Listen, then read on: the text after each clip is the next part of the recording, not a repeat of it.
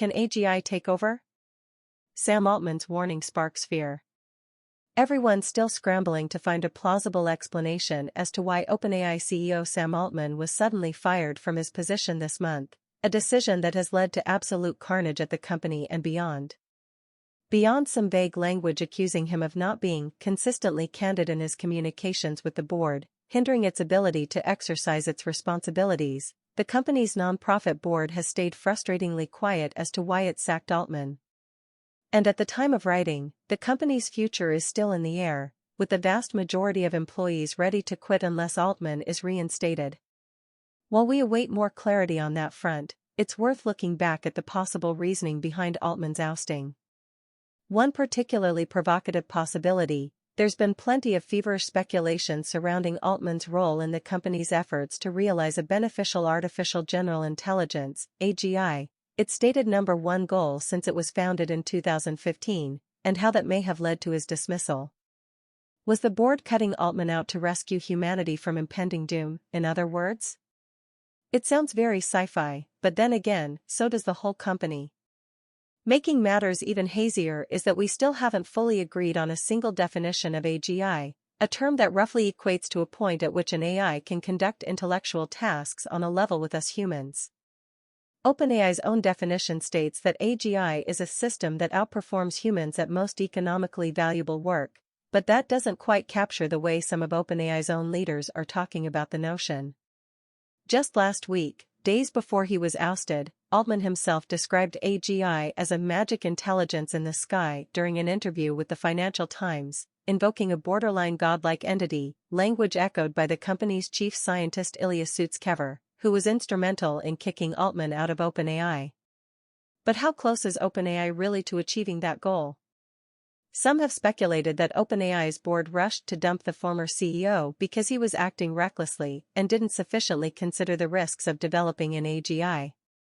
That line of reasoning could suggest the company may be closer than it's letting on, especially considering the apparent urgency surrounding Altman's firing. Even major investor Microsoft was blindsided.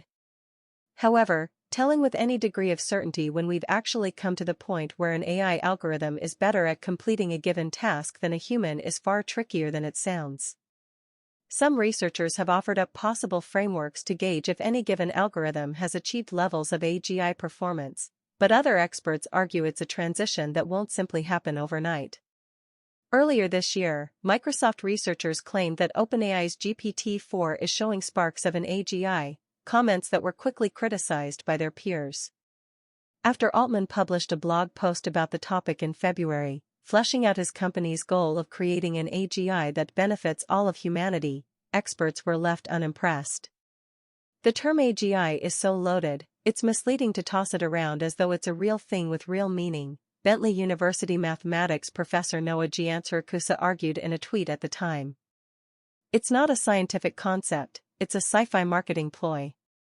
Your system isn't AGI, it isn't a step towards AGI, and yet you're dropping that in as if the reader is just supposed to nod along, added University of Washington linguistics professor Emily Bender. In short, we still don't know how close OpenAI is to realizing its goal, and given what we've seen so far, heck, GPT-4 can't even reliably tell truth from fiction, it's likely going to take a lot more research to get there. Under Altman's leadership, OpenAI's own core priorities have notably shifted. Last month, Semaphore reported that the firm changed its purported core values on its website to focus them on AGI, swapping values on a job openings page from audacious, thoughtful, unpretentious, and impact-driven to AGI focus, the first on the list, intense and scrappy, scale, and team spirit. The timing of Altman's firing could also offer clues. Early last week, the company proudly announced a new, more efficient version of its large language model called GPT-4 Turbo, as well as tools that allow users to create their own chatbots using its tech. It's still technically possible Altman's moves to capitalize on the company's financial successes, most notably ChatGPT, may have instilled fear among OpenAI's board. The announcements last week triggered a frenzy, with OpenAI being forced to temporarily pause new signups to its paid ChatGPT Plus service due to overwhelming demand. For now, we're reading tea leaves left by a deeply weird group of people. Considering OpenAI chief scientist and board member Ilya Sutskever almost immediately regretted his central role in the board's move to discharge Altman, it's likely that the situation is far more complex than the company is letting on. "I deeply regret my participation in the board's actions," he tweeted. "I never intended to harm OpenAI. Why did you take such a drastic action?" SpaceX CEO Elon Musk, who co-founded OpenAI alongside Altman but left the company in 2018 over core disagreements and has since rung the alarm bells over the tech, replied, "If OpenAI is doing something potentially dangerous to humanity, the world needs to know," he added. A few months ago, Sam Altman expressed his concerns.